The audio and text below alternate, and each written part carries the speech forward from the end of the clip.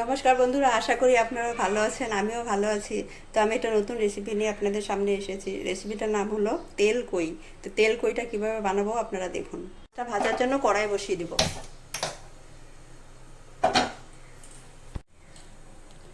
লবণ দিয়ে দিব, হলুদ দিয়ে দিব, অল্প লঙ্কার গুঁড়া দিয়ে দিব, অল্প কাঁচা সরষের তেল দিয়ে দিব। মাছটা ভালো করে মেখে নিব। এটা ভাজার জন্য সরষের তেল দিয়ে দিব।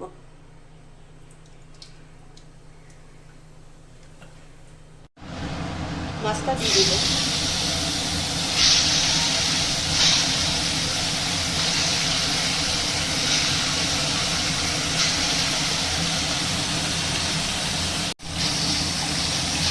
মাছটা আমার এক সাইডে ভাজা হয়ে গেছে, এখন আমি উল্টে দিই।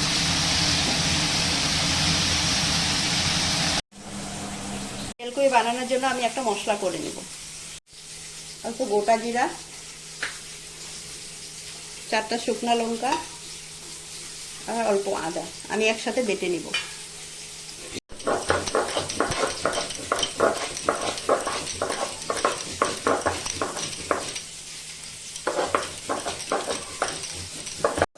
আমি 250 গ্রাম মাছ নিয়েছি বলে মশলাটা আমি কম করেই নিয়েছি। তো মাছটা আমার ভাজা হয়ে গেছে, আমি নামিয়ে দেব।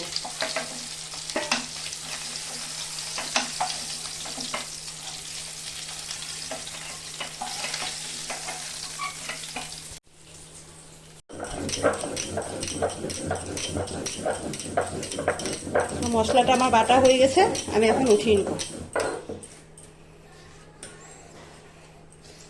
গোটা মশলা বেটে নিলে তরকারি ভীষণ টেস্ট হয়, সেজন্য আমি সবসময় বেটেই নিই। কড়াইতে মাছ ভাজার তেল ছিল, আর একটু তেল দিয়ে দিব। তেল কই না, একটু বেশি তেল দিব। ফোড়নে আমি গোটা জিরা দিয়ে দিব। পেস্ট করে গেছিলাম টমেটো পেস্টটা দিয়ে দিব। আদা জিরা লঙ্কা বাটাটা আমি দিয়ে দিব।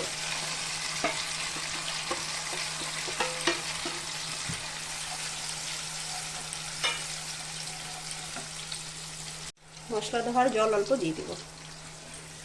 এখন আমি ভালো করে কষিয়ে নিব মশলাটা।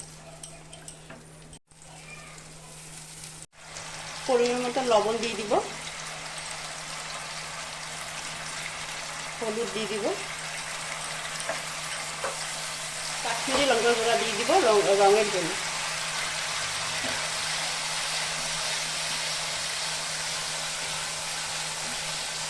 মশলাটা আমার ভালো করে কষানো হয়ে গেছে। তো দেখুন কি সুন্দর তেল বেরিয়েছে। এরকমভাবে আপনারা মশলাটা কষিয়ে নেবেন। আর মশলা যাওয়ার জল আমি আরও রেখে দিয়েছিলাম, একটু জল দিয়ে দেবো। বেশি জল দিব না, অল্প জল দিয়েছি।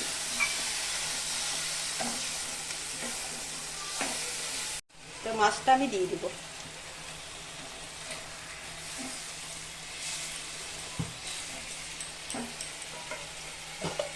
দশ মিনিট আমি ঢেকে দিব।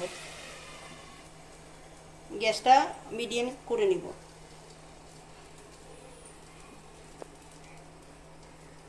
10 মিনিট হয়ে গেছে, আমি ঢাকনাটা উঠিয়ে দিব। তো আমার তেল কইটা হয়ে গেছে।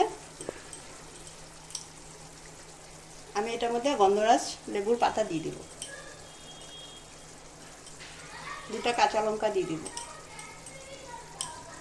1 মিনিটের মতন ঢেকে দিব। তো 1 মিনিট হয়ে গেছে, আমি ঢাকনাটা উঠিয়ে দিব। আমি কিন্তু গ্যাসটা বন্ধ করে লেবু পাতা আর কাঁচা লঙ্কাটা দিয়েছি। তো তেল ঝালটা এখন আমি নামিয়ে দিব।